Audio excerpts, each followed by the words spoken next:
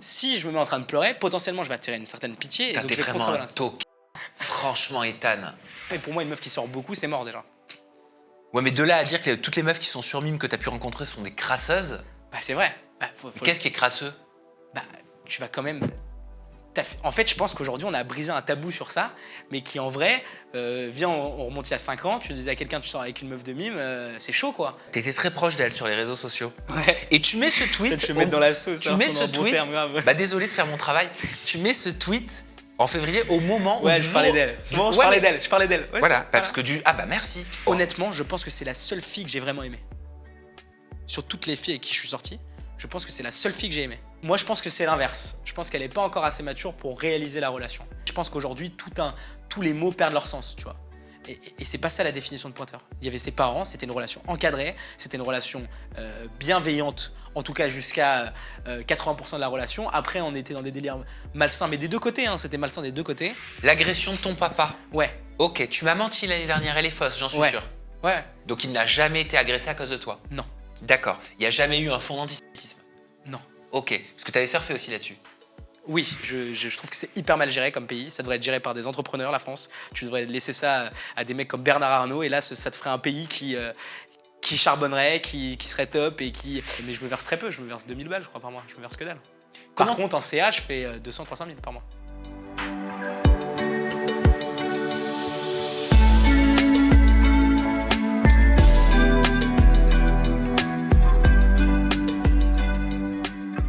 Vous assistez sur les réseaux sociaux à la mode des influenceuses qui retirent leurs injections.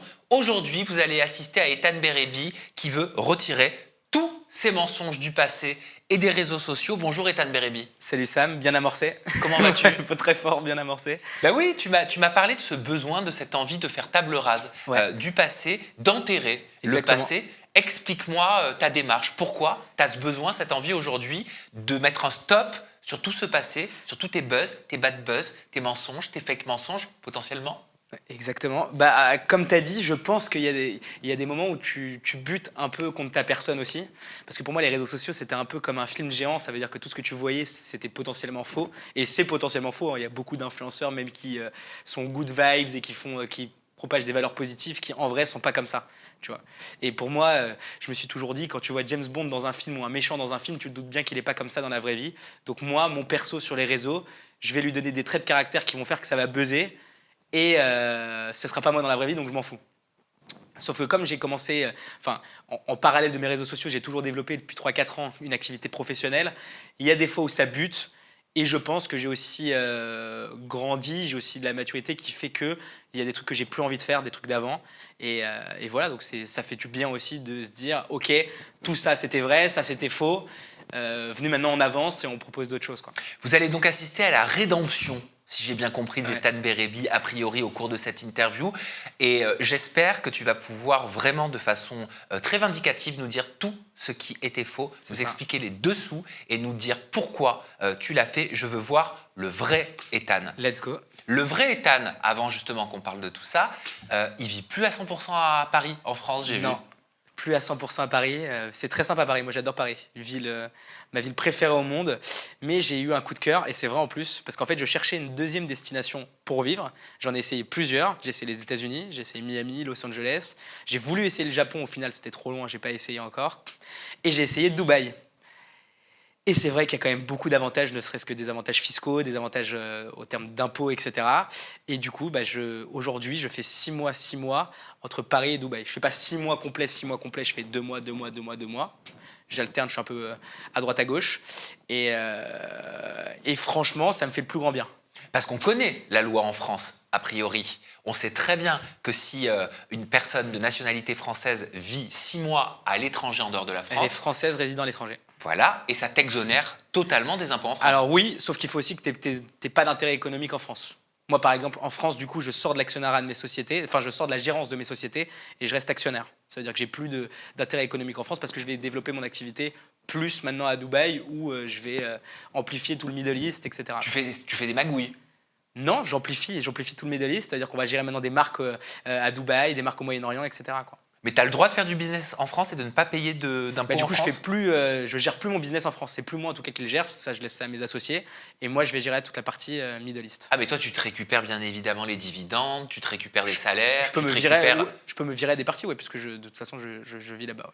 Ouais. Donc c'est une vraie volonté de ta part Ouais. de te dire ok, je quitte pendant 6 mois la France pour ne plus payer d'impôts. Mais j'avais besoin aussi du changement d'air. Parce que Paris, c'est sympathique, hein, mais tu as vu les mêmes personnes tout le temps, etc. Et pour aller chercher du business mondial, il faut être dans une capitale du monde. Et aujourd'hui, je pense que Dubaï, c'est une capitale du monde. Mais tu payais combien d'impôts en France? Beaucoup. Combien? Tu peux payer sur l'IS, tu peux monter avec IS dividende à 400 000 euros, quoi. 400 000 euros d'impôts par an? Ouais. Ok, ça veut dire que ces 400 000 euros d'impôts par an, tu les paieras plus? Ça veut dire que moi, en tout cas, je les paierai plus, mes associés les paieront. Mais moi, en tout cas, à titre perso, sur l'IR, je le paye plus, quoi. Mais très sincèrement, c'était une volonté de fuir justement cet impôt français? Non, la volonté, c'est de se dire que ces 400 000 euros investis autrement seraient peut-être plus smart. Typiquement, aujourd'hui, je considère que moi, en ma personne, je n'ai pas besoin de tous les avantages que m'apporterait la France, étant donné qu'il ne m'en apporte pas beaucoup, tu vois.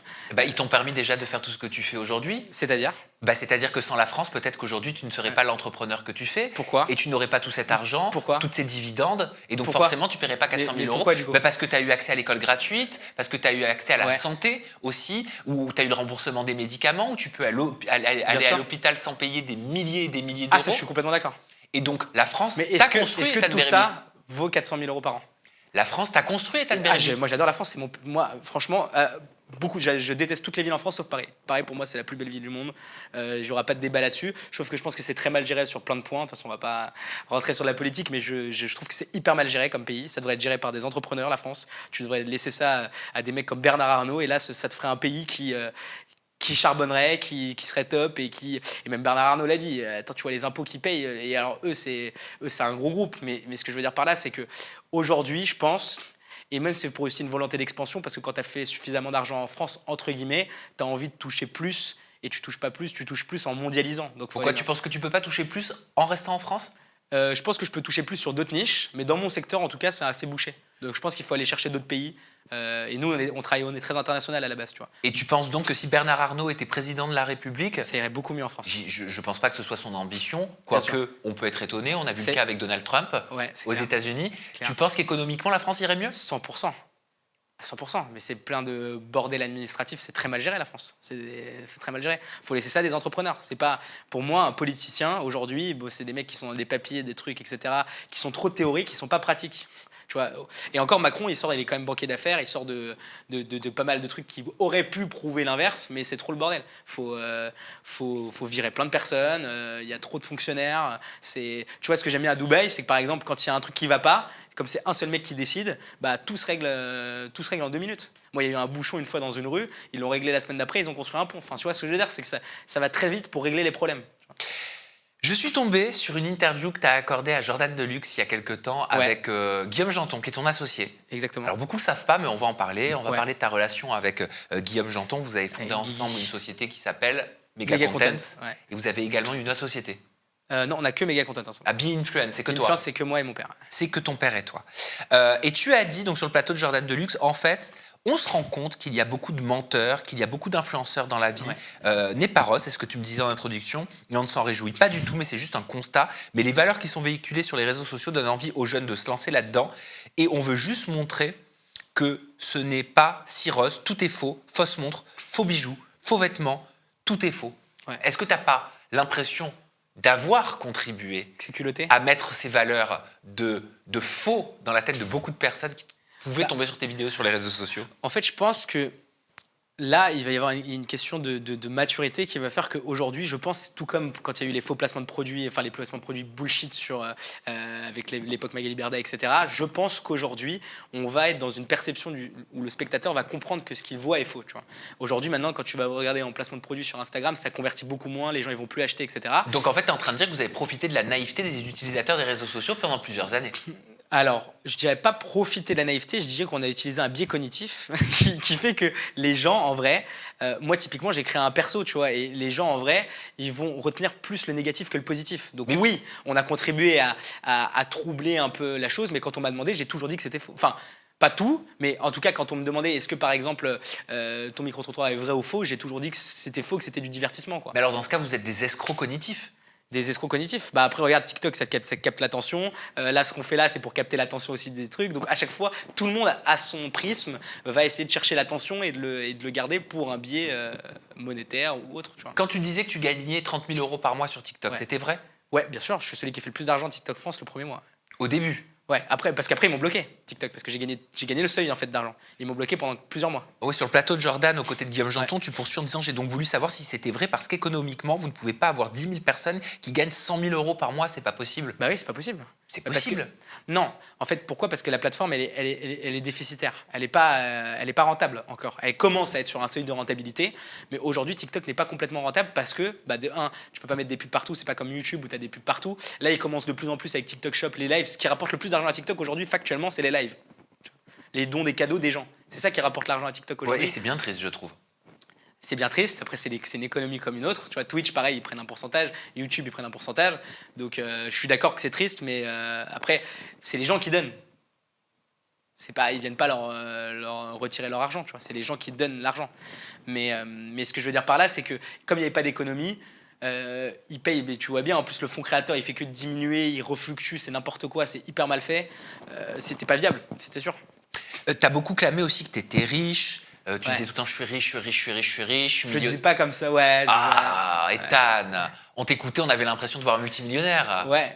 C'était le Bah, cas? pour mon âge, je suis dans le top 0,001%. Hein. T'as quel âge aujourd'hui? 22. 22. Ouais. Putain, t'es jeune. Ouais. Ah ouais, t'es un bébé encore. Exactement. Ok. Et à 22 ans, t'es multimillionnaire? Multimillionnaire, non. Millionnaire, oui. Millionnaire, oui, ça veut dire que sur ton compte en banque, Non, patrimoine. à patrimoine, Ouais. t'as pas plus d'1 million d'euros sur ton compte en banque. Bien sûr que non, mais même des mecs qui sont multimillionnaires, personne n'a plus de. Enfin, si, il y en a qui l'ont, mais ça sert à rien d'avoir en liquidité 1 million d'euros sur son compte en banque. Pour quelle raison? Bah, pour quelle raison? Parce que tu peux t'en servir justement, il faut pas. En fait, il faut se servir de l'argent pour créer de l'argent. Aujourd'hui, quand tu as de l'argent, et c'est d'ailleurs pour ça, et entre guillemets, je vais pas dire que c'est triste, mais plus tu as d'argent, plus tu vas avoir d'argent, étant donné qu'après, tu peux justement faire des investissements, être un peu smart, et ça va te rapporter toujours des intérêts, un peu de capitaux à droite, à gauche, et du coup, c'est pour ça qu'il faut jamais laisser dormir de l'argent. 1 million d'euros sur son compte en banque, ça serait bête, quoi. Aujourd'hui, tu tournes à combien par mois? Combien Par mois gagne Ethan Berebi tous les mois? En CA, Non. en salaire. En ce qui arrive sur ton IBAN. Oui, mais mon IBAN pro ou perso? Perso.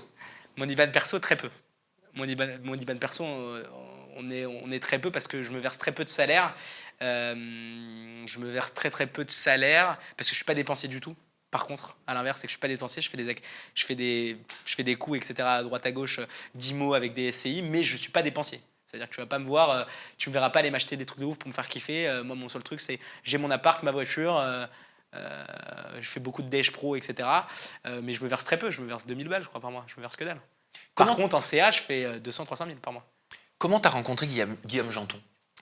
Alors l'anecdote, c'est que du coup, j'ai un copain qui travaille en radio qui m'a appelé pour justement parler qu'il avait un ami à lui qui voulait parler avec Guillaume lors de son émission le Morning, je sais pas quoi, sur Europe 2. Il voulait parler justement de TikTok, l'arrivée, etc. du fonds créateur, des 1 euro les 1000 vues, etc. Et ce copain a dit justement à l'assistant qui travaillait pour Guillaume, qui me connaissait moi et qui avait fait le plus d'argent sur TikTok le premier mois. Et du coup, donc, j'ai été interviewé un matin. Ils m'ont appelé à 6h du matin. Première interview, j'ai parlé avec Guillaume, on a rigolé, etc. J'ai expliqué un peu comment ça se passait. Premier bon feeling. Et la journaliste que j'avais eue au téléphone pendant une heure avant pour préparer ce petit passage, elle m'avait bien apprécié. Et elle m'avait dit, elle m'a rappelé le lendemain, elle m'a dit on cherche à faire un documentaire sur les influenceurs, leur vie, etc. Montrer le vrai du faux. Et on trouve que tu parles français. Tu vois, quand tu parles bien, et on aimerait bien justement voir un peu aussi t'accompagner dans ta partie agence, voir un peu le vrai du faux, etc. C'est un documentaire pour C8. Et j'ai dit ok, let's go. Donc toute son équipe, là j'ai rencontré l'un des associés de Guillaume, toute son équipe, mais j'avais toujours pas rencontré Guillaume. Toute son équipe, on a tourné le documentaire. Il a d'ailleurs jamais été diffusé sur C8, mais il a été diffusé en Belgique. On me voit un extrait, je sais pas si tu as vu sur les réseaux, où je suis dans un faux jet privé. Voilà, il y a un extrait qui est sorti, qui a tourné une tonne. Oui, parce qu'il y a la tendance des faux jets privés que tu Exactement. peux louer qui sont en fait à terre. Et la plupart, beaucoup d'influenceurs, faut le dire, hein, Font parce ça que là-dedans, ouais. On est dans une interview vrai-faux. Ouais. Beaucoup d'influenceurs, tu vas l'expliquer certainement mieux que moi, Ouais. payent un ticket d'entrée Exactement. pour aller faire des photos comme dans un musée. Exactement. Explique-nous. Bah, en fait, aujourd'hui, comme tu l'as dit, c'est le monde du faux, du paraître, etc. Parce qu'en fait, il y a deux symptômes. On veut soit que le consommateur, enfin l'utilisateur, il nous envie, donc il nous jalouse, soit il nous rêve. Tu vois, il a envie de se projeter, il a envie de la même chose. Donc du coup, c'est pour ça que beaucoup cherchent des lieux un peu, même je crois qu'il y a des Ruby aussi, elle l'a fait pas mal dans le faux jet, etc. C'est qui Ruby? Ruby Nicara. Ah, Elle a fait pas mal. J'ai vu plein d'influx le faire pas mal parce que ça donne ce côté. Waouh, t'es dans un jet privé, c'est tout de suite un côté luxe dans la tête des gens. oui. Alors qu'en vrai, c'est pas si cher. Hein, un C'est jet combien? privé. Bah, si tu fais un Paris-Nice aller-retour, par exemple, c'est 10 000 balles. Oh bah quand même. Non, mais c'est pas non plus. Tout le monde peut le faire, 10 000 Ah bah balles. oui, non mais 10 000 Non, balles mais- pour faire 1 heure de vol. Oui, mais en soi, tout le monde peut trouver 10 000 balles. Enfin, pas tout le monde, mais t'as compris. Quoi. Si t'es vraiment, tu veux te faire un kiff un jour, Et combien ça coûte pour le coup pour faire les photos dans le faux jet? ça va coûter 200 euros de l'heure. 200 euros de l'heure. Ouais, à peu près. Mais après, tu peux faire des TikTok, tu peux faire des vidéos, ça se rentabilise vite, quoi. Et toi, t'arrives à déceler quels sont les influenceurs qui sont dans des faux jets? Surtout qu'il se voit le faux jet, ça se voit que c'est un faux jet. Hein. Mais alors, par exemple, sur qui t'es tombé et tu te dis oh là là, c'est bon, celle-là, elle me la fait pas, elle est dans un faux jet. Ben, en fait, après, parce que moi, je suis dedans, donc ça se voit. Déjà, tu sais les influenceurs qui ont de l'argent et qui n'en ont pas vraiment. Donc déjà, tu sais qui va se permettre de payer un jet, qui va pas se permettre d'en payer un. Deuxièmement, c'est très inconfortable le jet, moi, j'aime pas du tout. Parce que j'ai fait un vrai jet, mais j'aime pas. Et comment tu le vois? Tu le vois déjà, quand tu regardes par les fenêtres, tu vois qu'en fait, tu sais, ils te collent des images pour faire genre le ciel. Et tu arrives toujours sur un TikTok à voir que c'est pas la vraie fenêtre, etc. Tu vois, tu arrives toujours à le voir. Ou tu as la table qui est déjà mise. Par exemple, tu sais, ils te font des tables pour manger et tu as la table qui est déjà mise avec les assiettes, etc. Et c'est toujours faux parce qu'ils vont te les installer quand t'es décollé, tu vois. Enfin, ou quand tu vas manger. Le mec, il a jamais sa table qui est déjà faite, etc. Oui, quand il arrive. Ouais. Donc c'est comme ça que tu arrives à déceler le vrai du faux et c'est comme ça que toi aussi tu as pu surfer sur Ouais. le faux Et pour moi, faire croire que c'était du vrai. Et l'anecdote, c'est que moi, je l'ai fait juste pour la séquence du documentaire. Hein. J'ai jamais pris de faux jet pour mes réseaux. Oui, mais tu as accepté de le faire pour la séquence du documentaire. Ah ouais, avec plaisir. Ok. Et si c'était à refaire, je le referais. On parlait donc de Guillaume Janton, tu m'as expliqué votre Voilà, donc on a fait le rencontre. documentaire. Ouais. Donc j'ai fait le documentaire, mais je l'avais toujours pas rencontré Guillaume. Et en juin 2023, je crois, donc c'est quand même assez récent, je reçois un WhatsApp. Salut, c'est Guillaume Janton. Et je l'avais jamais parlé, donc j'étais assez impressionné. Surtout que moi, j'ai toujours été très fan entre guillemets de l'univers TPMP, etc. Depuis petit. Et qui me dit, on peut se rencontrer, t'es dispo quand? Je lui dis, bah, je suis dispo tout de suite, quand tu veux, quoi, je veux bien avec plaisir. Et on a fait un rendez-vous à ses bureaux. Et en fait, il voulait que j'anime c'était une sorte de petite série sur Canal, sur MyCanal. C'était un truc de micro-trottoir où on allait fouiller dans le téléphone des couples pour leur faire voir ce que cachait l'autre, etc. Donc c'était assez marrant. Et au final, on est venu à parler de nos business, etc. Et moi, j'avais eu déjà des propositions d'associations par rapport à mon business avec des boîtes plus ou moins grosses. Et j'avais toujours refusé. Et Guillaume, je pensais que c'était un bosseur et on a très vite accroché. Et du coup, c'est moi qui l'ai relancé plusieurs fois aussi après. Et au final, on s'est associés, on s'est rencontrés en juin, on s'est associés en septembre. Ah oui, dis donc, ça s'est fait rapidement. Ça s'est fait rapidement. Et c'est comme ça que vous avez créé une société qui s'appelle Mega Content. Mega Content, ouais. Comment vous vous êtes dit on va créer une société Mega Content? C'est quoi d'ailleurs Mega Content? Alors en fait, en gros, moi à la base j'avais créé Beanfluent. Et donc Beanfluent qui est aujourd'hui un peu comme holding. En gros, c'est une boîte de conseil digital où on va aider les entreprises à s'exposer sur les réseaux sociaux. On était les premiers à faire du community management sur TikTok. C'est-à-dire vraiment, on gérait les réseaux sociaux d'entreprise sur TikTok. On a bossé beaucoup avec Buffalo Grill, enfin pas mal de grosses boîtes, etc. Où on était vraiment experts du format vidéo vertical court. Mais Donc, te demandais quoi par exemple Buffalo Grill? de leur faire plein de micro-trottoirs, des formats. Comment faire une fausse entrecôte? Comment faire une fausse entrecôte, pas mal. Comment faire une entrecôte qui n'est pas vraiment de la viande pour les véganes.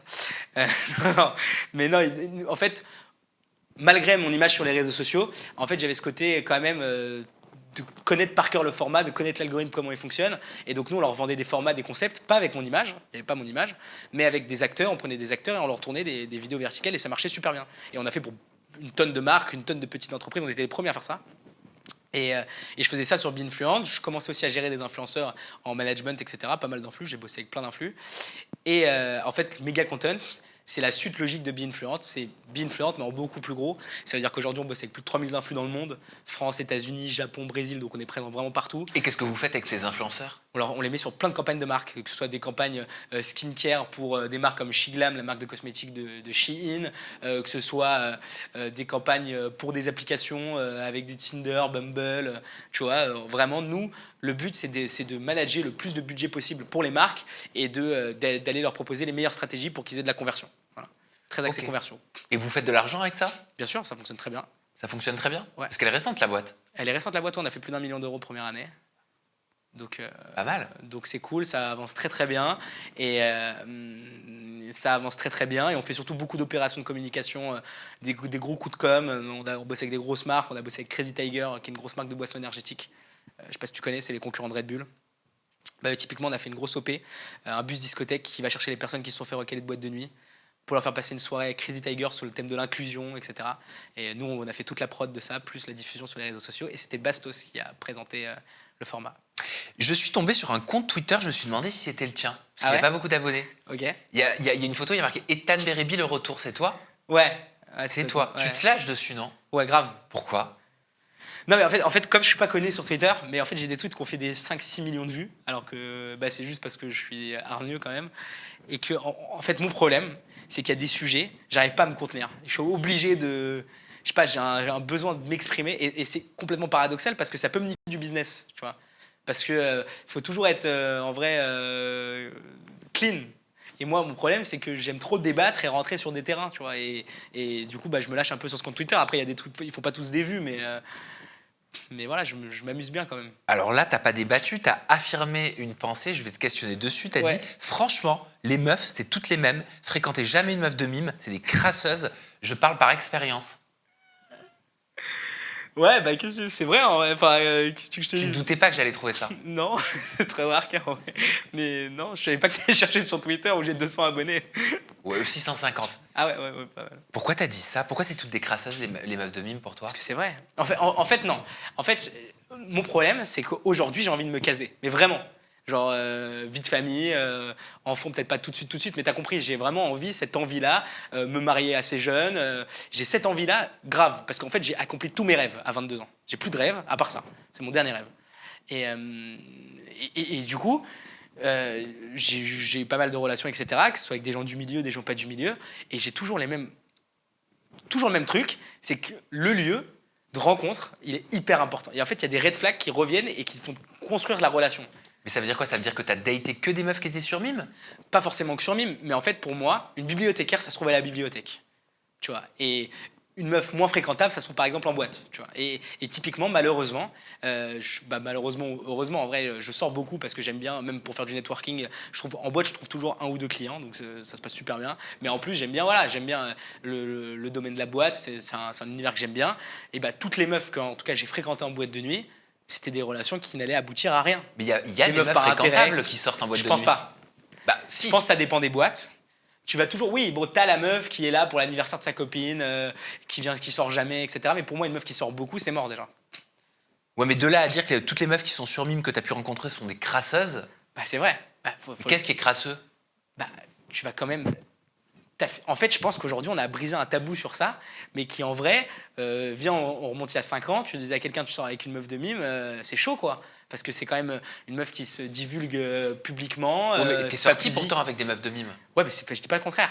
Mais parce qu'en fait, moi, à chaque fois, je suis dans ce côté de remise en question. À chaque fois, je me dis, ok, vas-y, je fais confiance. Carla, elle est sur mime? Ouais. Elle est sur mime. Ouais. Et moi, je pense que tu pensais à elle quand t'as dit ça. Je dirais pas de qui je pensais. À qui tu pensais Je en dirais disant pas, franchement, pas. les meufs, c'est toutes les mêmes, fréquentez jamais une meuf de Je mime, dirais c'est pas, des parce crasseuses. En plus, Carla, je l'adore. Et je pense aussi que c'est une construction de vie qui fait que. Tu vois. Alors, ça n'empêche pas que tu l'adores. Seulement, je vais te dire ma supposition. À cette période-là, il date de février, ton tweet. À cette période-là, tu t'affichais énormément avec Carla, donc de l'île de la Tentation.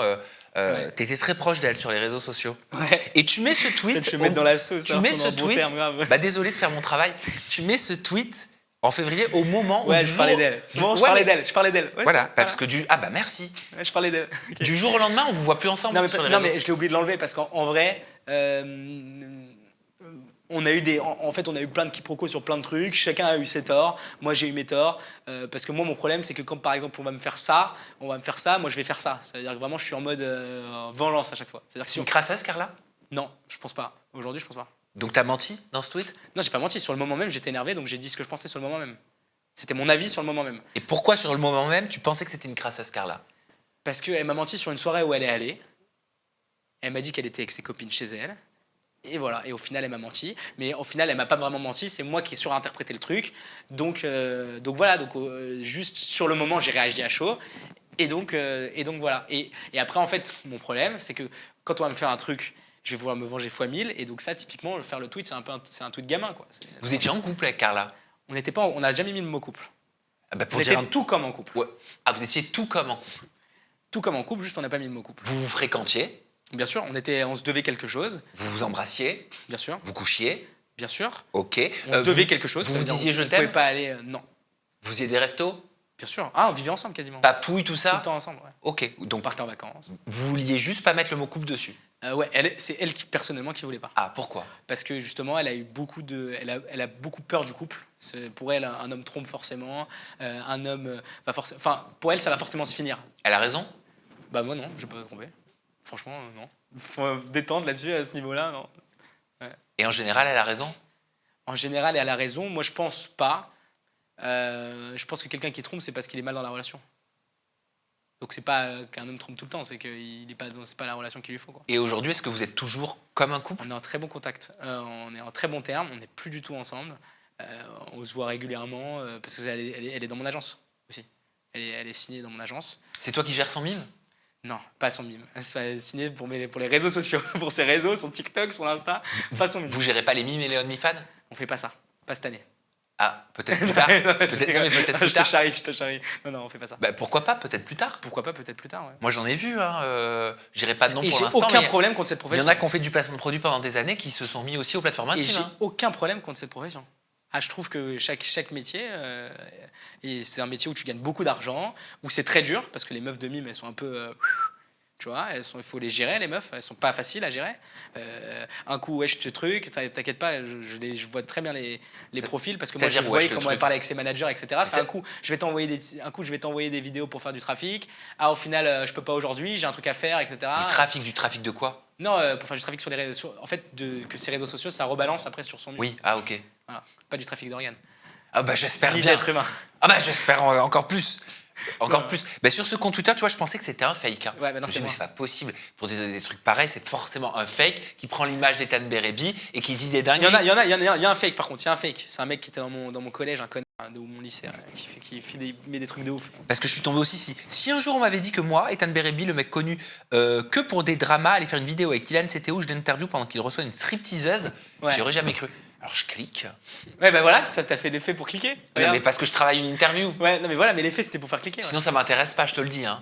J'ai autre chose à foutre dans ma vie quand même de voir Bah ça ouais, que de t'as voir ça. kiffé la vidéo. Oh, pas du tout. Ah, j'ai regardé 3 secondes, j'ai juste vu que c'était vrai. Et en effet, il y a bien une stripteaseuse qui lui twerk dessus, C'est quoi. pas une stripteaseuse, hein. C'est Solène Fouquet. Hein.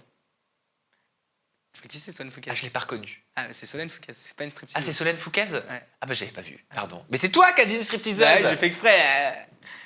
C'est Solène Fouquet. Ouais. Ah, ouais? Ouais.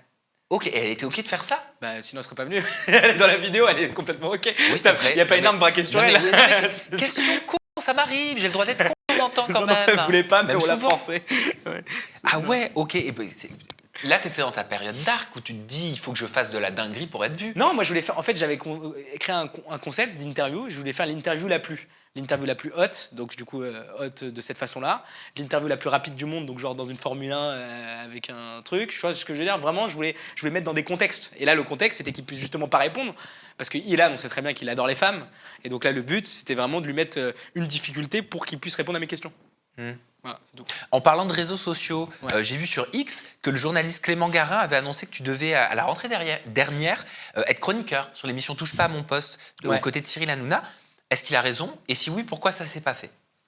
Est-ce qu'il a raison? Alors j'ai fait le pilote. J'ai fait le pilote en début septembre. Alors pourquoi ça s'est pas fait? Moi j'ai toujours eu beaucoup d'admiration pour Cyril. Vraiment. Pour moi c'est le king c'est le king de l'audiovisuel. Il a été très fort, il part de rien, etc. Sauf que c'est beaucoup de vas-y on fait jamais. Tu vois, par exemple tous les jours c'était ouais je t'appelle pas. Moi si tu regardes ma conversation SMS avec lui, je le spam tous les jours. Pas une réponse. Enfin, j'ai une réponse une fois tous les 36 messages, tu vois. Et moi, je l'avais rencontré parce que son fils était fan de mes vidéos. Il aimait beaucoup mes vidéos et j'adore ses enfants. C'est des amours. Lino et Bianca, c'est des amours. Et j'ai fait même un TikTok avec son fils sur son TikTok, ou un micro-trottoir, etc. Mais Cyril, il a vraiment ce côté pas fiable ou en mode. Après, je pense qu'il a mille choses à gérer, tu vois, mais il te dit un truc, il va pas le faire. Je sais pas. Après, moi, j'ai des proches qui l'ont interprété différemment, qui m'ont dit, je pense c'est parce que potentiellement, regarde sur le plateau, il n'y a pas de mec, entre guillemets, un peu stylé, un peu truc, il y a toujours soit un peu vieux, etc., ou soit des meufs jolies, etc. Peut-être qu'il se dit qu'il a vu que tu avais fait une émission B-React. Moi, j'avais fait mon TPMP des réseaux sociaux qui veut pas trop de concurrence. Après, dire, c'est aucune concurrence. Le mec, il est là depuis 15 ans, quelle concurrence, tu vois. Mais tu penses qu'il a peur de toi? Non, moi, personnellement, non. Mes proches, oui. Ils pensent. Enfin, pas peur, mais en mode où ça sert à rien de faire une passe D, quoi. Tu vois. Mais moi, je trouve ça pas smart parce que moi, personnellement, à son âge, moi, j'ai un jeune qui est motivé, qui a envie d'y aller, etc. Mais moi, je l'aide fois 1000. Enfin, je sais pas, c'est. Non, mais t'es en train de dire qu'en gros, tous les chroniqueurs qu'ils ont sur le plateau sont pas aussi bien que toi? Je dis pas ça, je dis qu'ils ont peut-être pas les mêmes ambitions. Ah, donc Guillaume Janton n'a pas les mêmes ambitions que toi? Guillaume, lui, lui, c'est un monstre de la prod, c'est un monstre, c'est un entrepreneur, Guillaume. Mais il aime pas forcément la visibilité. Et moi, oui, par mais- exemple, j'aime bien la visibilité. Pourtant, il a été chroniqueur longtemps sur TPMP. Oui, mais parce que ça, en fait, c'est déjà Cyril, ils ont beaucoup de deals en commun sur pas mal de prod, etc. Plus, ils sont très amis, donc c'est ça qui fait qu'il est venu. Mais personnellement, je suis pas sûr que ce soit un kiff pour lui. C'est quelqu'un de réservé quand même, Guillaume. Tu vois, et c'est quelqu'un qui aime pas forcément la visibilité, tandis que moi, j'aime ça. Moi, si on me dit argent ou visibilité, je prends visibilité. Miel, je vais Ouais. te parler de Miel parce que récemment elle a fait un TikTok et j'ai l'impression qu'elle te vise. Tu vas me dire si tu as cette même impression également. Donc c'est sur les paroles de la chanson qui dit oh ma bella, tu sais les filles comme toi, c'est facile à envoûter. Je suis pas sûr de bien l'avoir chantée, mais bon, peut-être que certains d'entre vous la reconnaîtront. Tu connais? Ouais, bien sûr. Ah ok, bah je connaissais pas. Et en légende, elle marque « Il m'a dit qu'il m'aime et que j'étais très très mature pour mon âge venant d'une fille de 15 ans et d'un mec majeur. » Aujourd'hui, Miel, elle devient une jeune adulte et elle semble réaliser que la situation que vous avez partagée à l'époque, elle n'était pas normale. Est-ce que tu le comprends ça aujourd'hui? Est-ce que je le comprends? Moi, alors, de là à dire qu'elle me vise, je pense que c'est un peu fort de café. Parce qu'en vrai, elle a eu beaucoup de problèmes, elle, avec pas mal d'hommes, tu sais, elle a eu des procès, etc., avec des hommes qui l'ont violée ou autres, etc. Bon, bref, je vais pas m'éterner sur le sujet, c'est son... Oui, il vaut mieux pas en parler d'ailleurs. Voilà, surtout que c'est quelque chose qui la regarde, elle, et que c'est très Et important donc on n'en pour elle. parlera pas. Exactement. Et je pense que ça, c'est une phrase un peu générique. Après, oui, on avait 15-20 ans, donc ça se trouve que même potentiellement, elle parle de moi. Toi, si tu l'as vu comme ça, je pense que beaucoup de gens l'ont vu comme ça, donc ça veut dire que c'est ça l'interprétation. Moi, je pars du principe, si beaucoup de gens voient une interprétation, c'est que c'est ça l'interprétation. Et écoute, moi, je pense que c'est l'inverse. Je pense qu'elle n'est pas encore assez mature pour réaliser la relation. Et moi, je pense que sous les coups de 20, 22, 23, 24, là, elle réalisera dans l'autre sens. Pour moi, 17 ans, c'est trop jeune encore. Mais tu penses pas qu'elle est... Non, parce qu'on a une rupture quand même vénère, énervée. Oui, mais Et tu donc, une comprends pas rupture tu penses pas que ce qu'elle ne comprenait pas quand elle avait 15 ans, elle commence à le comprendre aujourd'hui, qu'elle puisse Non, avoir parce que justement, la présence d'esprit aujourd'hui de se dire mais attends, moi ça me paraissait normal à l'époque, mais en fait c'est... Désolé Ethan, hein, mais c'est lui qui avait un problème, parce que c'est lui qui était majeur. Moi, j'avais pas toutes les capacités à ce moment-là et toutes les clés Ça en dépend main du type de pour la pouvoir relation. me dire que je pouvais être avec un mec qui était plus âgé que moi alors que j'avais que 15 ans. Je pense que ça dépend du type de la relation et du background de la personne. Ça dépend du background de la personne, du vécu, etc. Est-ce que tu la regrettes cette relation? Est-ce que je la regrette? Non, je regrette rien. Je préfère pas. Je pense dans la vie, il faut rien regretter. Ça sert à rien de regretter. Est-ce que Miel, elle a été un ustensile sur ton passage pour pouvoir faire des buzz sur les réseaux sociaux? Non plus. Ah non plus. Honnêtement, Je pense- on a dit interview vrai faux. Hein. Honnêtement, je pense que c'est la seule fille que j'ai vraiment aimée. Sur toutes les filles avec qui je suis sorti, je pense que c'est la seule fille que j'ai aimée. Honnêtement, je te le dis très honnêtement. Maintenant, moi aussi, à 20 ans, en termes de relations, j'avais pas eu 36 000 relations avant. Donc, à vrai dire, j'étais pas, je pense, assez mature pour avoir les bonnes armes sur cette relation. Tu vois, par exemple, j'étais très jaloux à cette époque-là, etc. Donc, il y avait des choses qui font que. Donc, j'avais beaucoup de défauts aussi dans cette relation. Tout comme elle aussi, mais c'est normal, dû à son âge, etc. Il y avait ses parents qui étaient très présents dans la relation aussi et avec qui j'étais en très bons termes. Donc, je pense que quand ça s'est fini, oui, par contre, quand ça s'est fini, j'ai voulu utiliser la fin. Ça, c'est vrai, hein, pour en faire de la visibilité. Ça, je ne peux pas nier le contraire. C'est la vérité, c'est ce que j'ai fait. Ouais, donc Mais c'est pour- légitime qu'on puisse se poser Non, mais la pour une question autre- que je il puisse y avait me deux demander raisons. Il y avait deux raisons à et ça. douter de ta sincérité Bien dans cette sûr. relation. Mais il y avait deux raisons à ça. Il y avait la première raison, c'était du fait évidemment de la visibilité, mais la deuxième raison qui est tout aussi importante, c'est qu'on faisait que de faire des up and down. C'était une période où on séparait, on se remettait ensemble. On séparait, on se remettait ensemble. Et je me suis dit que si j'ai pas une cassure forte, on va toujours se remettre ensemble et même moi je vais toujours retomber dedans. T'as 22 ans. Ouais. T'es en train de devenir un homme, un adulte. Ouais, bien sûr. Ok. Et t'as l'image d'un pointeur. Ou je sais pas si je l'ai forcément cette image, parce que Mais en fait, il y en a qui le pensent. tu le vois sur les réseaux sociaux. Ouais. C'est pas moi qui l'invente, c'est pas Ouais. moi qui me permets Ouais, de le ouais. dire. Les gens, quand ils veulent t'attaquer sur les réseaux sociaux, ils te traitent de pointeur. Ouais, ça veut dire que du coup, ma parole a plus de valeur, alors que pourtant, Voilà. j'ai des Mais avis sur plein de sujets. est-ce que ça, tu le comprends? Est-ce que ça te saoule? Alors, je le comprends pas pour une chose, parce que déjà, c'est pas ça la définition de pointeur. Les mecs, faut les rééduquer. Je pense qu'aujourd'hui, tous les mots perdent leur sens, tu vois.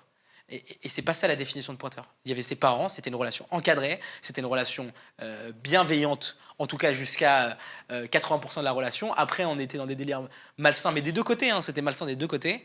Et je pense que 60-70% de la relation, c'était une relation bienveillante. Et voilà, et du coup, les gens me traitent de pointeur, oui, parce que c'est moi qui l'ai voulu. Hein. D'ailleurs, je suis tombé sur un tweet d'un C'est moi qui l'ai utilisateur du réseau social X qui dit « Bon, il est temps d'ouvrir le dossier à Ethan Berebi. Détourné.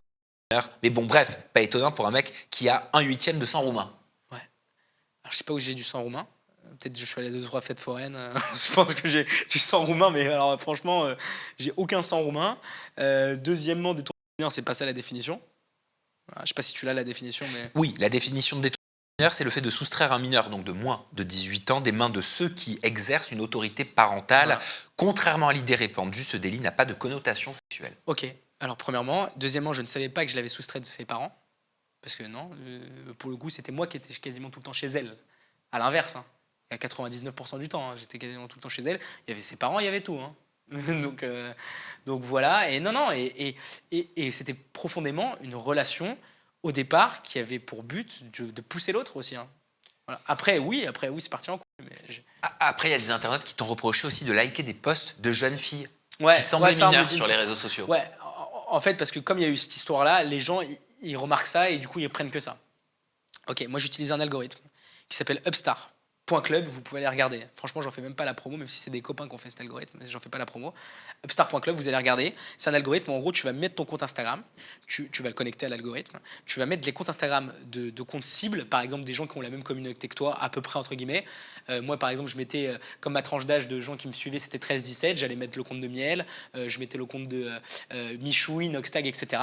Et l'algorithme, avec ton compte, il va aller faire des actions qui paraissent des actions humaines, 36 000 actions par jour. Il va aller liker des stories, répondre à des sondages, commenter, faire du follow and follow, etc. C'est des bots. Ouais, c'est des bots. Mais ça, c'est pas honnête. Ah non, j'ai jamais dit que c'était honnête. J'ai testé cet algorithme pendant 6 mois. Attends. C'est ça que parfois, moi, sur mes vidéos YouTube, ça m'énerve et j'en ai marre de passer du temps à les supprimer et à les signaler. Je vois des messages génériques, Ouais, souvent quand la vidéo vient de sortir, en mode « Oh, c'est tellement exceptionnel comme travail, ça a refait Exactement. ma vie et ma journée. » Je me dis « Mais c'est C'est quoi ça, ces c'est trucs ?» la même chose, c'est la même chose. Même chose. Donc ça veut dire qu'il y a des gens qui m'utilisent. Ouais, Mais arrêtez de m'utiliser. ouais, c'est-à-dire qu'il y a des gens qui t'utilisent et qui t'envoient Mais j'ai pas envie. Ouais. Mais ça fait gagner du trafic. Hein. Ah non, mais j'en ai rien à faire. Moi, je veux du vrai trafic. Et donc, ça, moi, je le signale. Mais ça te Mais rapporte j'y passe un temps ça te fou. rapporte du vrai trafic derrière. Non, j'en ai rien à faire. Je le signale. Je passe un temps fou à le signaler. Ça me fait perdre du temps. Non, mes Donc, en clients, fait, je leur il y a mets des gens ça. comme toi qui font ça. Moi, alors, mes clients, beaucoup de boîtes, je leur mets ça. Ah non, c'est inacceptable. Non, ça permet d'avoir du vrai Ah bah, trafic. faudrait que ce soit et l'audience interdit par la qualifiée. loi. Et c'est interdit, je crois que c'est border, c'est un truc border. Hein. C'est interdit par les conditions d'Instagram, c'est pas interdit par la loi. Mais par les conditions d'Instagram, c'est interdit, ouais, je crois. Ah ouais, mais attends, en fait, moi, je l'ai fuis les gens comme toi qui Mais font moi, je ça. l'ai testé. Non, moi, je le fais pas, c'est pas moi qui l'ai créé, je l'ai testé.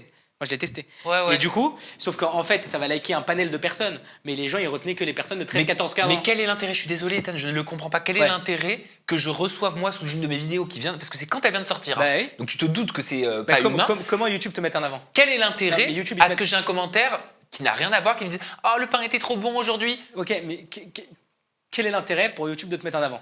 Je te retourne la question. La qualité de mon travail. Non, la qualité de ton travail, ils peuvent pas le juger, c'est un robot. Bien Non, sûr en que avant. si. La qualité de mon travail, parce qu'il y a un vrai algorithme qui est travaillé par YouTube, où il y a des vues avec les vrais commentaires, les vrais likes, etc. Exactement. Ben, l'algorithme YouTube, ce qu'il va voir, c'est l'interaction, l'engagement sur tes vidéos. Si des gens commentent, c'est de l'engagement. Oui, Voilà. mais c'est grâce à la qualité d'un travail. Ouais. Mais la qualité de ton travail, ils le jugent. Ils font le sens inverse. Ou- C'est si tu as des commentaires, des likes, ils se disent que ton travail est qualitatif. Mais je ne comprends donc pas l'intérêt qu'un créateur reçoive ces messages de bots. Bah si, ça permet d'avoir plus de commentaires, donc plus de commentaires, plus d'engagement, plus d'engagement, plus de qualité. Mais quel plus est de qualité, l'intérêt plus pour de le vues. créateur qui commande ça? Pourquoi il le fait par exemple sur le compte d'Inoxtag? De quoi? Ah, parce que ça fait plus de vues aussi, pareil. Non, mais c'est pour faire des bots. Par exemple, il y a beaucoup de youtubeurs, je tairai les noms, qui ont fait ces techniques-là pour aller dire, par exemple, ah, t'as vu la dernière vidéo 2, va la voir, tu vois. C'est naze de faire ça. C'est des techniques, c'est du marketing. Non, ben c'est naze. Moi, je trouve ça naze. Après, on est dans une Toi, t'es un interview artiste, t'es un vrai-faux. créateur, mais c'est du marketing. Ça dépend, ça dépend de ton point de vue. Nous, on est, Je suis pas dans le marketing. nous, on est une alors. boîte de marketing. Le but, c'est de trouver des astuces, des trucs qui fonctionnent pour avoir des résultats. Tu vois, c'est d'aller hop. Et ben moi, je préfère les résultats Mais par t'as des raison, choses vraies. mais c'est tout à ton honneur. Bon, Moi, je préfère la rapidité. oui, ben moi, je préfère les choses vraies. En parlant des choses fausses, justement, tu te montrais en larmes. On en avait parlé en Ouais. vidéo Bad Buzz l'année dernière. C'est faux. Voilà, tu m'avais menti l'année dernière, j'en suis Les sûr. pleurs, c'est faux. Donc voilà, donc quand on me dit j'ai pleuré sur les réseaux, c'est faux. Alors, Et j'étais pourquoi trop content de la traîner. Pourquoi Pourquoi? Parce qu'en fait, et en plus, les gens qui disent que je pleurais pour mon ex, en vrai, ils sont pas si smart que ça. Parce qu'en fait, je les pleurais 3 mois après ma séparation. Oui, mais tu l'as fait parce que tu voyais peut-être ton ex le faire et tu t'es dit ça va marcher si je le fais moi aussi. Exactement. Ah, je me suis dit, si je me mets en train de pleurer, potentiellement, je vais attirer une certaine pitié. Et Putain, donc, t'es je vais vraiment un contrebalancer. tauc. Franchement, Ethan. Tu sais que j'adore cette expression tocard. J'utilise beaucoup. J'adore. Je pensais que plus de personnes l'utilisaient. Si je l'utilise encore, moi.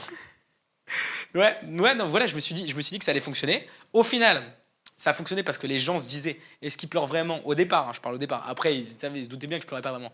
Mais au départ, ils se disaient, est-ce qu'il pleure vraiment? Est-ce que c'est faux? Est-ce que c'est vrai? C'est ce jeu-là qui a fait que les gens commentaient, partageaient, etc. Et après, c'est devenu un mème. Du coup, après, j'en ai joué. J'ai fait 12 vidéos dessus. Tu te doutes bien que je vais pas pleurer 12 Mais fois. oui, je suis même tombé sur un article du Parisien, s'il te plaît, Ouais. qui écrit dire que pleurer, ça fait venir des agresseurs, c'est inadmissible. Ouais. L'influenceur Ethan Berebi dénonce du harcèlement et des violences. C'est-à-dire que tu fous même les médias, enfin, c'est hallucinant, quoi. Il y a même des articles du Parisien sur la base de choses fausses. Ouais. Ouais. Ah oui, c'est ça qui est fort, du coup. Ils t'ont contacté, le Mais c'est Parisien fort, du coup. Mais C'est fort ou c'est pas fort? c'est débile. C'est débile. Ça dépend qu'est-ce que t'en fais après derrière. Moi, le but, c'était du business derrière. Moi, je trouve ça pas fort. Franchement, tu me demandes mon avis, je trouve ça pas fort. Moi, Je c'est trouve ça un coup de faible. communication. Je trouve ça faible. Coup de communication, c'est du marketing. Ouais, mais c'est faible. Parce qu'en vrai, à partir du moment où c'est faux, c'est faible. Ça veut dire que tu n'es pas capable de faire des choses Bah non. vraies par toi-même. Moi, Tu n'es pas comme je capable t'ai- d'intéresser en fait par toi-même. Oui, mais non, parce que quand tu. C'est la même chose pour des acteurs alors. Un acteur qui joue un rôle, le Mais rôle, non, tu mais dis bien, arrête. c'est pas lui. Mais non, mais un acteur, il a Jack Sparrow, travaillé. Non, mais- l'acteur de Jack Sparrow. Non, mais- Tu te doutes bien qu'il est pas pirate dans la vraie vie. Non, mais Ethan, il est pirate, ne te ouais. compare pas à l'acteur Mais je quand me même de compare Pirates pas. des Caraïbes. Mais je me compare pas. Il pleure mieux que toi déjà. Peut-être, mais je me compare pas. C'est pas une question de comparaison, c'est une question de quand tu vois mon background, c'est logique que je fasse ça. J'ai fait du théâtre depuis petit, j'ai fait. Ah bah, dis-moi quelle école que j'y aille Mais pas. là, hein. non, parce que là, j'ai fait exprès. Là, c'était fait exprès que ça soit des fausses larmes. Si tu veux que je fasse des vraies larmes, j'aurais pu en faire des vraies aussi. Mais c'était fait exprès. J'ai fait théâtre depuis petit. J'ai fait de mes 14 à 17 ans. Je montais 3 fois par semaine sur scène. Je faisais du stand-up. J'ai fait des cours d'acteur au laboratoire de l'acteur. J'ai fait tout ce panel-là qui fait que quand j'arrive sur les réseaux sociaux, j'ai un background quand même de faire des trucs qui sont en plus aux alentours du fake. Parce que c'est de la comédie, ce que j'ai fait depuis petit. L'agression de ton papa. Ouais. Ok, tu m'as menti l'année dernière, elle est fausse, j'en suis Ouais. sûr. Ouais. Non, il est vraiment, par contre, c'est une vraie blessure. Hein. Oui, non, mais d'accord, mais moi aussi j'ai déjà eu des vraies blessures. Voilà, c'est une vraie blessure. C'est juste qu'on l'a utilisé, mais c'est une vraie blessure. D'accord. Donc il n'a jamais été agressé à cause de toi. Non. D'accord. Il n'y a jamais eu un fond d'antisémitisme. Non. Ok. Parce que tu avais surfé aussi là-dessus. Oui. Ça, Bah, c'est non, pas par beau. contre, non, par contre, non. Ça, c'est pas beau de Ce faire qui est ça. vrai, par contre, c'est qu'il y a vraiment eu des menaces antisémites toute la journée. Hein. Ouais, d'accord. Mais surfer là-dessus, Mais parce que sur j'étais la base obligé. d'une fausse agression, Non. tu joues sur un vrai problème de société. Non, non, c'est un vrai dégueulasse. problème de société. Tu veux que je te montre mon téléphone toute la journée, on m'appelle des appels antisémites toute la Non, journée. mais d'accord. Mais alors, si c'est vrai, d'accord. Mais si toi, t'en joues Ah, sur non. la base d'un truc faux, c'est Ah dégueulasse. non, non, Ethan. non. Mon père, toute la journée. Attends, tu sais ce qui s'est passé moi. Il y a des gens qui sont venus jusqu'à chez mes parents. Ils habitent dans le 78, dans le fin fond du 78. Ils ont appelé les flics pour faire croire que mon père avait tué ma mère. Les flics, ils ont débarqué chez mes parents, comme ça, 3 soirs d'affilée. Hein. 3 soirs. Monsieur, qu'est-ce qui se passe? Ma mère, alors elle se laisse pas démonter. Personne me tue. Moi, c'est moi, je lui mets 2 claques à mon père. Elle dit ça en rigolant, tu vois. Mais ce que je veux dire par là, c'est que les gens sont fous. Moi, il y a des gens, j'étais à Nice. Ok, qui ont appelé les flics pour dire qu'il y avait un meurtre chez moi. Ils ont barricadé la rue, les pompiers ils sont arrivés, ils ont cassé la fenêtre de ma maison. Et tu t'en plains. De quoi? Tu t'en plains de tout ça, de ces mensonges qui sont faits sur toi. Bah oui, ça c'est horrible de faire ça. Ben non, c'est pas horrible à partir du moment C'est où la toi, vraie vie. tu le fais toi-même. Non, moi c'est les réseaux. Les Tu réseaux les c'est pas la vraie pousses vie. donc à le faire pour Non, toi. les réseaux c'est pas la vraie vie. Toi, moi je différencie les réseaux sociaux de la vraie vie. Toi dans la vraie vie de tous les jours, tu fais des interviews comme ça? Quand Oui. quand t'es avec tes proches? Ouais, ça peut m'arriver, ouais. Ah ouais? Ouais, j'adore la Autour d'une contradiction. table comme ça? Non, mais j'ai un Mais le défaut. débat c'est pas l'interview. Ouais, non, c'est vrai. Mais non, mais alors revenons sur ton père. Il s'est pas fait agresser à cause de toi. Non. D'accord. Par contre il est vraiment acte antisémite, il en a une tonne. Hein. Non, oui, mais ça c'est autre chose. Il s'est pas fait agresser à cause Non, de toi. non. D'accord. Donc t'as menti. Oui, Clairement. ouais. Ok. Mais c'est un vrai arrêt maladie. Tous ceux qui disent c'est un faux, je les emmerde. C'est un vrai arrêt maladie. Hein. Ah ouais, non, mais on peut plus savoir. On pouvait plus à un moment donné Ouais, savoir non, le vrai mais du faut faux. arrêter de dire des conneries. D'accord. Tes micro-trottoirs. Ouais. Ok. Lesquels? Les micro-trottoirs où tu vas dans la rue, tu crées du bad buzz, quand tu interviews des très jeunes, tu leur parles de sexe, tu leur parles d'argent. Ouais. Ok. Tout était faux. Il y en a plein qui sont scénarisés. C'est-à-dire que je vais voir les petits, je leur fais. Et je ne veux même pas dire est-ce que tu veux, est-ce que tu veux pas. Parce que quand tu demandes à quelqu'un, tu te doutes bien que tu as la potentialité qu'ils te disent non. Donc moi, je vais directement. Je fais donc toi, tu vas faire ça, tu vas faire ci, tu vas faire ça. Il faut que tu dises ça, ci, ça, ça, ça. Mais il y avait une vraie raison à ça. Donc tu leur demandais de dire les réponses. Je leur demandais pas, je leur disais tu vas dire ça. Et ils le faisaient. Bien sûr. Ok. Et tu faisais signer les droits à l'image. Non. Ah. Et t'as jamais eu de problème. Non. D'accord. Parce que là, à la rigueur, quelqu'un qui vient en interview, s'il n'y a pas de droit à l'image qui est signé, on peut prouver que tu es venu de ton fait. Bien sûr. Il y a la discussion, l'historique, Jamais aucun qui problème, fait qu'il y a jamais eu un personne s'est rendez-vous plaint. qui a été pris. En l'occurrence, là, il n'y a pas de rendez-vous qui a été pris, c'est toi qui vas les chercher dans la rue. Et jamais personne s'est plaint. Et jamais Même personne s'est plaint. beaucoup de parents qui m'ont remercié. Merci pour Ok. ma fille. Donc tu leur disais, je vais te poser telle question, tu vas répondre ça. Mais il y avait une vraie raison à ça. C'est quand on est arrivé avec mes deux meilleurs amis, Simon et Ethan, quand on est arrivé, qu'on a créé le format micro-trottoir comme on l'a fait, parce qu'on était les premiers sur TikTok à le faire comme on le faisait. Ça n'existait pas. Et ben en fait, on voulait aller à l'efficace. Nous, toujours, c'était cette question de faut que ça soit efficace. Parce qu'en fait, sur une vraie journée de micro-trottoir, mais tu vas tourner peut-être 10 heures, tu vas avoir 2 vidéos pourries. Nous, on voulait que sur une journée, on ait 15 vidéos. Mais 15 vidéos béton. C'est pour ça qu'on scriptait. Tout était scripté. On écrivait, moi toutes mes vidéos elles étaient écrites avant, j'allais voir les gens, je lui dis tu dis ça, ça, ça, moi je dis ça, etc. Et même pour les marques c'est 100 fois mieux, ça veut dire que après quand on vendait à des marques, des micro-trottoirs, des formats, etc., quand on allait voir les gens, ils savaient quoi dire, ils savaient quel point aborder, etc. Et c'était top. C'est incroyable, c'est-à-dire c'est une déconstruction totale de ce qu'on apprend en journalisme, par exemple. Ouais. C'est-à-dire toi, ton levier c'est le mensonge. Nous on va chercher ce qui fait que les gens ils vont rester sur la vidéo. Nous on est des analystes de l'algorithme. Qui fait que la vidéo en fait, tu commences par la finalité. C'est ça. C'est-à-dire que tu as ta finalité, tu veux cette finalité, donc tu vas mettre ces moyens-là pour obtenir la finalité. On est des techniciens de la vidéo. Alors que dans une vidéo vraie, authentique, tu ne sais pas ce que tu vas avoir. Qu'est-ce qui va se passer? Est-ce que ça va marcher ou est-ce que ça ne va pas marcher?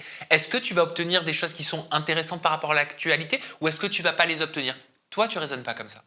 Moi, je raisonne pas comme ça. Moi, je veux que ça fonctionne. Donc, je limite les risques, je limite la casse. Et le but, justement, moi, je suis cartésien, je suis quelqu'un de logique. Je suis quelqu'un que j'ai envie, et c'est ce que je dis même à mes clients, c'est que sur 10 vidéos, tu en as peut-être 8 qui vont pas marcher, tu en as 2 qui vont marcher. Nous, le but, c'est de limiter la casse le plus possible. C'est vraiment, tu as déjà un côté incertain des réseaux sociaux. Et donc, c'est de faire les meilleures vidéos possibles qui fonctionnent pour les réseaux. Il y avait un autre micro-trottoir, je me souviens, qui avait fait le buzz. Selon toi, pas assez certainement. Tu vas nous raconter les vrais dessous de ce micro-trottoir. C'est quand tu proposes à un jeune de casser son ramadan en échange d'un billet. En plus, c'est pas grand-chose. Ouais, ça, c'est un petit avec qui je fais des vidéos tout le temps. Il s'appelle Fares, il est top. D'accord, donc il était dans la combine. Bien sûr, mais je fais des vidéos, j'ai fait 12 vidéos peut-être avec lui, tu as juste à aller sur mon compte pour voir que j'ai fait plein de vidéos avec lui. Ok, d'accord. Donc et il fait pas le ramadan. Ça, t'estimes que ça prend pas assez sur les réseaux sociaux? Ouais, mais à savoir que ce micro-trottoir, pour moi, en fait, dans une journée de micro-trottoir, je vais écrire toutes mes vidéos, donc scénariser, comme je te dis, plus les concepts, les formats, etc., que j'écris dans mes notes.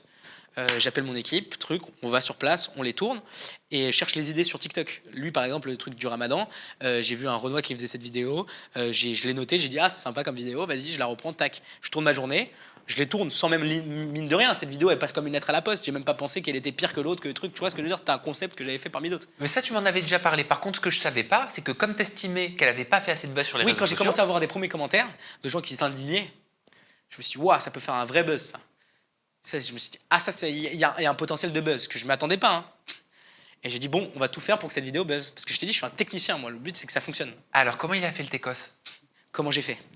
Du coup, il y a des blogueurs, il y a plein de personnes sur les réseaux sociaux. Je tairai les noms parce que sinon, je ne pourrais plus les utiliser. Donc, je ne vais pas dire les noms. Mais il y a des mecs sur les réseaux sociaux qui font des vidéos où ils parlent d'actualité. Tout comme toi, tu fais des interviews et ils parlent d'actualité. Tout comme les Hugo Décrypte, etc. Tu vois. Ils vont dire, ah, aujourd'hui, il s'est passé ça, etc. Je vous en parle. Voilà. Et donc, du coup, moi, je crée des actualités. C'est-à-dire que les actualités de ces personnes-là, je les payais. Je payais ces personnes-là, ces blogueurs, pour parler de moi et en faire une actualité. Et là, typiquement, l'actualité, c'est Ethan Berebi fait casser le ramadan des gens, je vous en parle, c'est choquant, etc. Donc, tu payes des blogueurs pour qu'ils fassent monter ta vidéo. Exactement. Pour qu'en fait, ils dramatisent le truc en mode exact. Oh, je suis tombé sur une vidéo d'Ethan. Mais tout le monde en parle alors que personne n'en parle. Quelle honte de faire ça, Exactement. Regardez. Donc, en fait, tu les payes en plus pour qu'ils te détruisent. Ouais. C'est un truc de fou, ça. Bah ouais. Attends, tu les payes combien à peu près? TPMP. En moyenne. Attends, quoi TPMP? TPMP. Les gens qui regardent, beaucoup de gens qui regardent et qui tombent dessus sur toutes les pastilles, etc., ils regardent pourquoi? Parce que ça fait polémique, parce que ça en parle, parce que les gens regardent ce qui s'est dit sur TPMP. Regarde, il a insulté Louis Boyard, vas-y, on va voir. Parce qu'ils détruisent des personnes, tu penses que les gens regardent TPMP? Bien sûr. Ah ouais, beaucoup. Ah, parce qu'il y a un côté où il y a beaucoup de blogueurs qui vont dire regarde ce qui s'est passé sur TPMP. Donc tu penses que Cyril Hanouna est un Ethan Berebi? Non. Je pense que Non, non. Déjà, ce serait l'inverse parce qu'il est beaucoup plus vieux que moi. Et il a eu ses dramas aussi, hein, et même des pires que moi, hein. Non, moi, je pense que. Mais potentiellement, il aime ça alors. Parce que quand qu'on parle de toi en bien ou en mal, on parle de toi. Mais tout le monde pense pas comme toi. Hein. Ah, moi, je préfère être détesté qu'aimer. Parce que si je suis détesté, ça veut dire qu'il y a forcément des gens qui m'aiment aussi. Alors attends, on va revenir sur cette notion-là parce que ça, on va remonter très loin dans ton histoire Vas-y. pour comprendre ça. Mais juste combien tu Combien payes je en paye moyenne un blogueur pour qu'il te détruise par rapport à une vidéo? Entre 300 et 1000 euros, la vidéo. Ok, t'en as payé combien des blogueurs pour cette vidéo? Cette vidéo, 3-4, Ok, donc t'avais un budget de combien pour cette vidéo? 3000. 3000 euros. Ouais. Et ça te rapporte quoi? Ça, c'est juste de la visibilité, hein. Ah, ça me rapporte pas d'argent, hein. Donc l'objectif, c'est Pas d'argent dans un premier temps. Par contre, derrière, oui, il y a des découlés de plus de notoriété. Mon visage est plus connu. Si mon visage est plus connu, quand je vais aller voir, je vais faire des deals avec des marques et c'est une stratégie de com. Quand j'arrive devant une marque, bon, il y en a beaucoup pour qui ça plaît pas, hein, évidemment.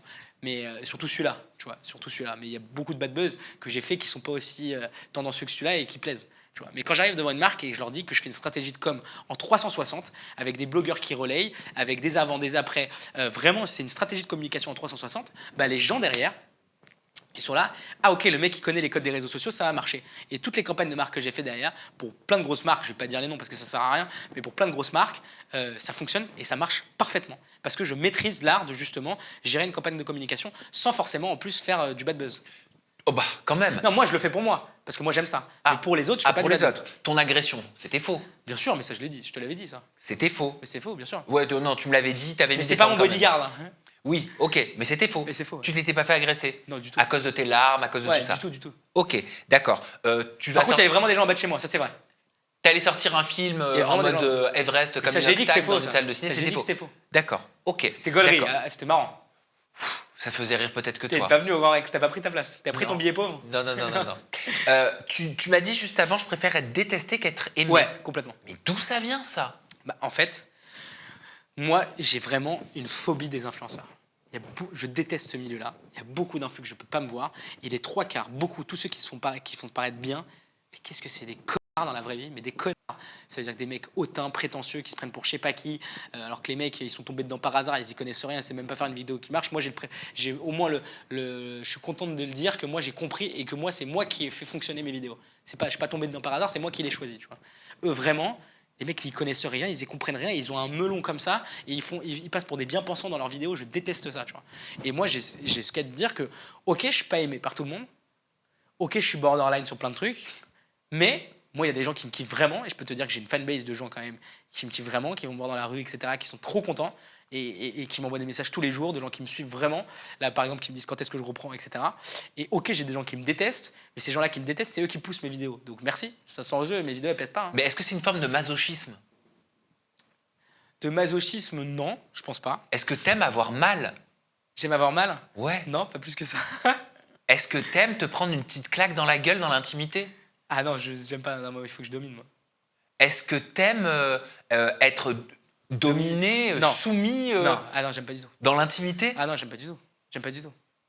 Ah non, non. J'essaie de comprendre, Mais peut-être t'as que je raison. suis à côté de la plaque, mais j'essaie de comprendre Ah non, pas du d'où tout. vient ce plaisir que tu prends sur les réseaux sociaux à être décrié, à être harcelé, à Ouais. être détesté, à ce qu'on te tape dessus, quoi. Non, Je me parce dis, est-ce que t'aimes qu'on te tape dessus dans Mais en l'intimité? fait, c'est que j'ai remarqué qu'il y a un paradoxe entre les réseaux et la réalité. Ça veut dire que les gens qui t'aiment pas sur les réseaux, dans la vraie vie, ils se ferment leur gueule, tu vois. Ils viendront jamais te dire je t'aime pas. Il y a quelques personnes qui sont venues, elles suent tel truc.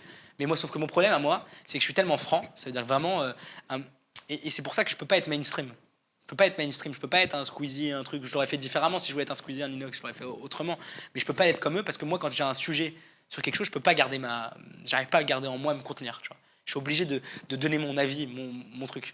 Et typiquement, à côté de mes bureaux, là, un connard qui vient, qui me traite de ça part en débat. Le mec comprenait rien à la définition qu'il venait de dire. Le mec comprenait rien à tous les termes après qu'il allait employer. On a débattu. Je suis resté pendant 1 heure à débattre. Avec tous ses copains qui sont arrivés, ils sortaient de lycée, c'était des lycéens. Et tous ses copains qui disaient ah putain, t'as défoncé, etc. Tu vois, parce que moi, j'aime débattre, j'aime ça. Et le mec qui va être contre moi, ok, t'es contre moi, bah vas-y, dis-moi pourquoi et viens, je te montre que t'as tort. Tu vois. Alors, au moment où on tourne cette interview, Ethan Berebi, tu prépares un événement. Ouais. Au moment où cette interview est diffusée, Ouais. peut-être qu'il sera passé. Ouais. Ok. Complètement. Qu'est-ce que c'est cette release party Travis Scott ou Nino? Explique-moi tout. En gros, j'ai fait 4 mois que j'ai arrêté les vidéos. Ok, ça me ronge l'intérieur de reprendre. Sauf que je voulais laisser passer un peu tous mes bad buzz, justement. Le but, c'était de laisser passer, de revenir différemment, de réfléchir à ce que je pouvais faire et aussi qu'est-ce que ça fait du bien de ne pas créer tous les jours. Avant, j'étais dans un rush constant. Je crée tous les jours, je crée tous les jours, je crée tous les jours. Et il va y avoir une explosion. Non, mais non, il paraît qu'il y a un rat dans une canalisation. Ah, sympathique. Il y a des rats à Paris, de toute façon. Et là, j'ai plus ce rush de je dois faire une vidéo tous les jours, tous les jours, tous les jours. Je suis plus en mode détente. Donc, ça me permet de plus me poser, de me dire, ok, là, j'ai fait plein de choses avant. Viens, on fait des trucs un peu sympas maintenant. Sauf que, comme j'aime les coups de communication, je suis obligé de revenir avec un gros coup de com'. N'en déplaise à ceux qui me détestent, parce que j'ai envie que toutes les personnes qui me détestent et tous les influenceurs de France soient présents dans un même événement, mais qui soit mon événement. Mais ils viendront pas. Ben, si c'est moi qui les invite, ils viendront pas. Mais s'ils sont invités par une tierce personne dont je tairai le nom et je tairai le job, parce que je peux pas le dire. Mais s'ils sont invités par une tierce personne qui les invite à un événement, les influenceurs c'est des bandeurs d'événements. Ils sont à un événement, ils sont invités, ils viennent. Hein. Plus en plus, moi je paye le VHR. Hein. S'ils disent ils viennent de Bordeaux, je paye le transport. Et qu'est-ce qui va les faire se déplacer? Travis Scott. Release party d'un album de Travis Scott. C'est pas moi, hein. C'est Travis Scott qui les invite pour une release party, invité par un numéro de téléphone américain. Donc ça paraît vrai. J'ai les numéros de tout le monde, hein. Plus les mails, etc.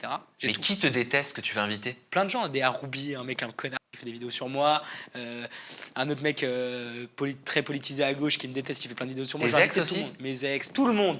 Je veux. Biel? Peut-être, oui, je veux tout le monde. Tout le monde. Toutes les personnes qui aujourd'hui m'ont fréquenté de peu ou de loin, ou même les connards, je peux pas me voir, c'est les mecs sur TikTok là, qui font les beaux gosses, etc., ou les stars, etc., alors qu'en vrai, ils ont rien à proposer, ils sont zéro, ils font juste des danses. Ceux-là, je peux pas me les voir, tous ceux-là, je les invite. Ils me regardent toujours mal en boîte. Ah, mais moi, tu me fais un truc comme ça, ça passe pas. Hein. Mais tu serais venu? Ah non, déjà, je fais aucun je pense événement. pas, ouais, moi, je suis pas un bandeur d'événements, au contraire, je les fuis, ces événements remplis d'hypocrites. Mais je te déteste, par contre, si tu me fais un truc comme ça. Mais c'est du génie, personne n'y a pensé. C'est malsain. C'est pas honnête. C'est marrant. Ah, moi, ça me ferait pas rire. Hein. C'est marrant. Et le but, voilà, c'est qu'ils arrivent tous. C'est qu'au départ, ils fassent un TikTok en amont. On va tous leur faire livrer un petit colis avec un parchemin, un petit truc un peu sympathique, bien travaillé, où il y a un nom de code et tout. Et à la fin, qu'on comprenne que c'est moi qui ai fait ça. Et ils arrivent à l'événement. Au départ, ils pensent toujours. Hein, on fait un staff un peu Travis Scott, etc. Mais vraiment, pendant les 30 premières minutes de l'événement, le cocktail et tout, pour l'instant, c'est Travis Scott. Hein. Après, la scène, un écran qui descend. Donc ils vont tous faire des stories et tout. Exactement. Ah, c'est le but. Ah, mais c'est le but. Ils me font du contenu gratos. Et après, un écran qui descend, un court-métrage qui démarre, une sorte de documentaire qui démarre d'1 minute 30. Ça parle de moi avec des proches qui disent « J'ai toujours cru qu'il allait réussir ». Tu sais, un truc très documentaire, un peu gaulerie, un peu comme ça. Et à la fin, fumée, et moi qui débarque sur scène. Mais ils vont partir tous. Bien sûr, mais je vais chronométrer le temps. Et après, ils vont tous faire des stories pour raconter à quel point tu as une enflure. Ah bon? Bah, Donc, je pense. Ces gens-là, ils font un TikTok pour moi, au départ, 2 semaines avant. Plus, ils se déplacent à mon événement, ils font des stories, etc. Plus, moi, je vais faire un TikTok. Et donc, toute la communauté, elle va se dire que ces gens-là, ils sont pas de mèche.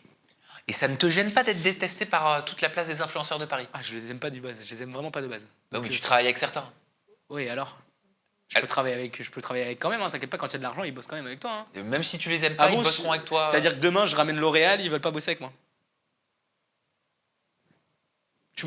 Demain, tu me détestes. Je te dis, il y a Canal+ qui veut te payer 500 000 € par émission pour. Je bosse pas avec toi. Alors j'ai déjà eu le cas avec des personnes qui m'en ont fait, crois-moi, et qui sont revenues avec la queue entre les jambes, alors qu'elles n'ont pas de queue, pour me proposer des choses. Non, je ne travaille pas. Okay. Tu m'as fait des crasses, tu m'as fait des crasses. Je suis désolé, je ne bosse pas avec toi. Ok, mon associé de contact, c'est pas moi. Il ne faut pas que j'apprenne que ce soit toi. Là, voilà, mais il y a des biais. Et alors, je peux te contacter avec un autre numéro, je peux te contacter par le biais d'une personne de mon équipe. Ouais, mais c'est pas très honnête tout ça. Ouais. En vrai. Oui, bien sûr, mais après l'honnêteté dépend de chacun. Mais tu t'en fous. Ouais. C'est un coup de marketing. Bon, Ethan Berebi. Ouais. C'était cathartique, ça t'a fait du bien? Ah, franchement, grave. C'est bien de dire tout ce qui est vrai, tout ce qui est faux. T'es particulier comme personnage, hein? Je t'ai dit, moi j'aime bien être détesté, j'aime bien faire des choses fausses et ça m'a permis aujourd'hui de faire du business, donc c'est cool. Ethan, on te retrouve sur tes réseaux sociaux. Ton compte Instagram, c'est Ethan-Berebi-. Ton compte TikTok, c'est Ethan-Berebi-.